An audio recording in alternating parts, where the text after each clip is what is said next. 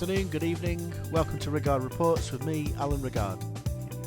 England travelled to Melbourne, 2-1 down in the current Ashes series, knowing that only a win would keep their faint hopes alive, taking the urn home with them. The Australians decided to name an unchanged side, whilst England shuffled the pack somewhat after a disappointing defeat in the last match. Making his debut today, Jack Leach in place of Jimmy Anderson, and Joe Root, the much maligned batsman, came in place of Ollie Pope.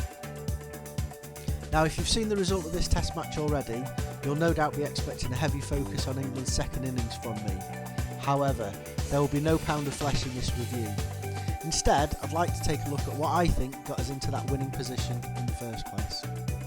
Despite much of the pre-match focus being on Moeen and his imminent retirement, England's first innings was dominated by the new boy Leach and the newly in form Ben Stokes.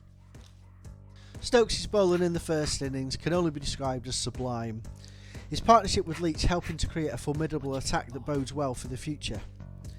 He can consider himself unlucky in the third test, with numerous balls beating the bat but not quite getting an edge. Lady Luck knows how to even things out, however, and she was soon making amends, finding the edge of Pukovsky's bat, and it's an easy take for his namesake behind the wicket. Stokes was also able to take the wicket of danger man Labuschagne, although Lady Luck was on hand once again after Joe Root dropped what seemed to be an easy catch, only to be saved by the quick-thinking Zach Crawley. I think Root will be disappointed to have dropped the catch, no doubt, but he's a true professional and it won't have knocked his confidence. Will it, however, have affected his chances of keeping his place for the all-important fifth test? Sources indicate the manager is taking Joe and his wife out after the match. We all await his decision. Stokes was able to move the ball like nobody else and his line and length were perfect. Some of his deliveries were unplayable at times and he was able to keep the Australian batsman guessing.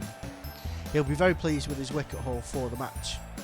Stokes has been an important figure in the early era of England management, although his form to date has been indifferent. If he can continue to bowl as well as he did in this fourth test, he could prove to be the winning talisman that England crave him to be. The ability to take crucial wickets has at times been missing from the England attack, and the dismissal of Warner here all but broke any Australian resistance. This is Ben Stokes in his prime, and a timely return to form with both bat and ball could be the difference that the manager needs.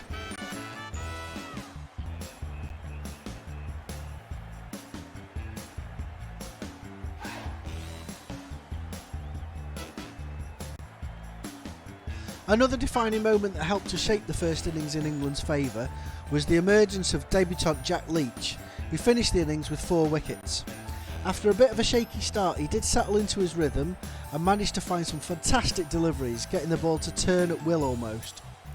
With some massive shoes to fill when Mo calls it a day, England are desperate for another superstar to pick up the slack. And judging by his performance with the ball, his name has to be in the conversation. Question marks, however, remain over his batting prowess, but can his wicket-taking ability negate his deficiencies with the bat in an already strong England batting lineup?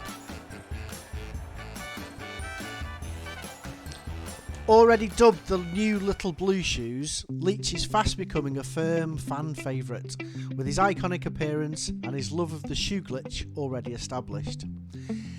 He seems to flourish when facing the lower order, and given England's troubles in removing the tricky 9th and 10th partnerships, Leach could be just the man to change England's fortunes. Has he done enough to warrant his place for the 5th test?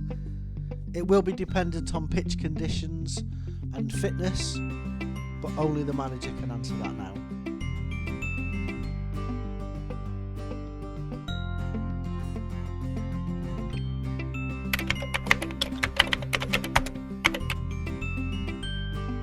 We'll take a look now at the 3 best moments from the 4th test, starting with Tom Lumbee's grind and determination to get the runs when England needed them most.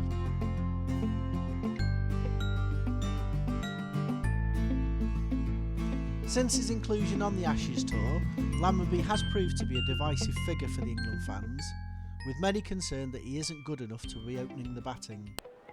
However, he scored his highest total of 48 in the first innings of the fourth test, and incredibly this was without scoring a boundary. He hasn't scored a boundary in his last 5 innings in fact.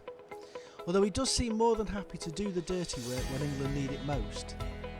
His ability to find gaps, particularly on the leg side, has helped to keep the scoreboard ticking over, as well as the strike. The manager is known to be a big fan of Tom, but can he repay that faith in the fifth?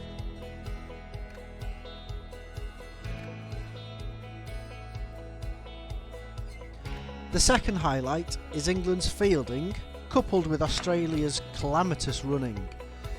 This has been a feature for the series as a whole, with over 14 run-outs so far for the home team. This in part has been caused by England's aggressive field placements and some absolutely superb throwing from the deep.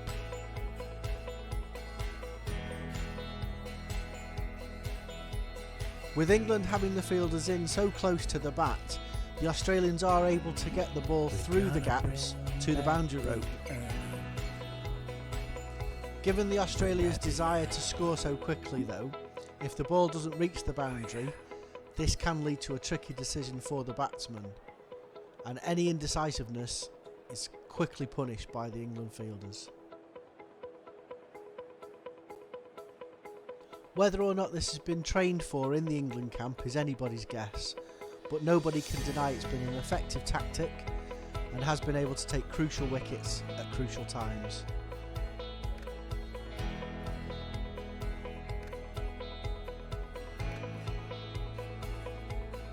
And in the number 1 spot for best regards this week, it has to be what's already been dubbed the ball of the tour. It really was a peach from Leach. Cameron Green was the Australian batsman that found himself on the end of a vicious off-break from Jack Leach, which is kind of satisfying in itself, given the fact that Cameron Green has tied England's batsmen up in knots in previous matches. An absolutely unplayable ball by Leach, which gave the batsman no chance. These were the types of deliveries Leach was sending down all day long.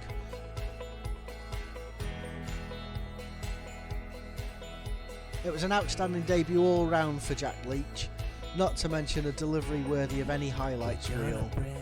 Has he done enough to earn his place in the 5th test? We'll have to wait and see.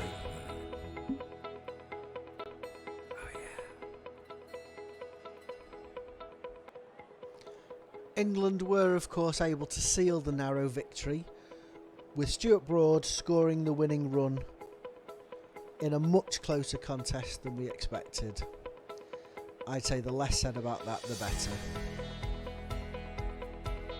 England head into the final test knowing that only a win will keep their manager David Earl in a job following his ultimatum from the ECB. Will England show the mental fortitude they need to seal the victory? I hope so. Best of British lads.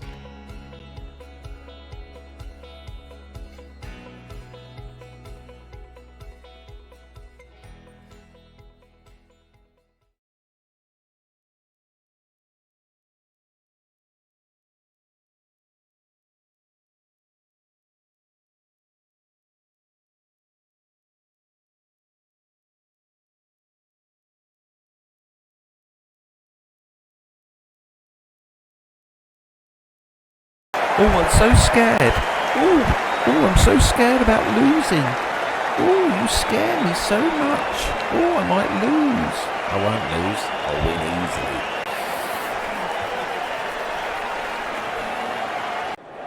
Yep. Yeah! Having fun. Having loads of fun. Enjoying ourselves. In the process, Tom having a bit of fun. We're all having fun. They're having fun. Fantastic, they're having fun. They're just having fun out there.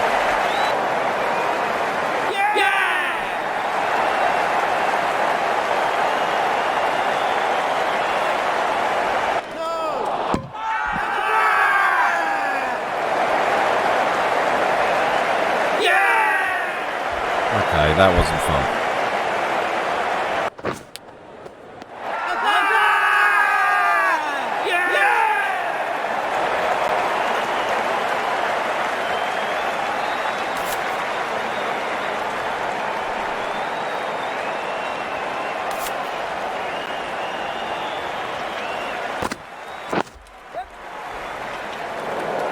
Okay, everyone fuck it. Oh my god.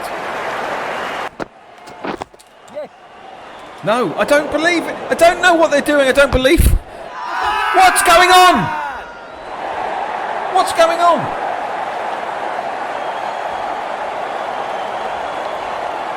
What's going on?